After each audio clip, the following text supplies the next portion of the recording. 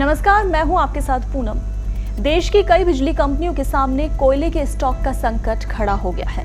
इसकी वजह से देश के कई राज्यों में बिजली संकट की स्थिति पैदा होने की बात कही जा रही है। हालांकि इस मसले पर कुछ राज्य सरकारों और केंद्र सरकार के दावों में काफी अंतर है।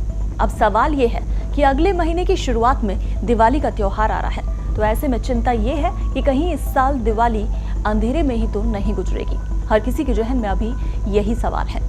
बिजली संकट का खतरा सिर्फ भारत में ही नहीं मंडरा रहा है, आपको बता दें, बल्कि चीन, यूरोप और अमेरिका में भी बिजली संकट बना हुआ है। ऊपर से हर साल अक्टूबर के बाद से बिजली की मांग बढ़ने ही लगती है। तो दिल्ली, पंजाब, केरल, महाराष्ट्र, कर्नाटक की सरकारों ने केंद्र को बिगड़ते हालात पर चेतावनी दे दी है। तो क्या भारत बिजली संकट की तरफ बढ़ रहा है? क्या चीन की तरह देश के कई इलाकों में अंधेरा छा सकता है? ये वो सवाल हैं जिनके जवाब मिलना बाकी है। सेंट्रल इलेक्ट्रिसिटी अथॉरिटी की 7 अक्टूबर की रिपोर्ट के मुताबिक देश के 135 में से 110 प्लांट कोयले के संकट का सामना कर रहे हैं और क्रिटिकल स्थिति में पहुंच गए हैं।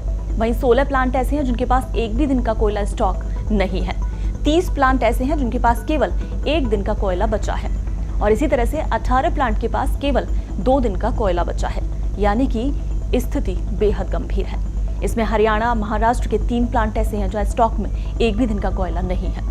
इसी तरह से पंजाब, राजस्थान, उत्तर प्रदेश, छत्तीसगढ़, मध्य प्रदेश, कर्नाटक, तमिलनाडु, बिहार, वहां पर एक प्लांट ऐसे हैं जहां एक दिन का स्टॉक ही बचा हुआ है। तो कई राज्य हैं जैसे केरल, महाराष्ट्र, राजस्थान, यहाँ सभी जगह नागरिकों से अपील की गई है कि वो बिजली को सावधानी के साथ खर्च करें।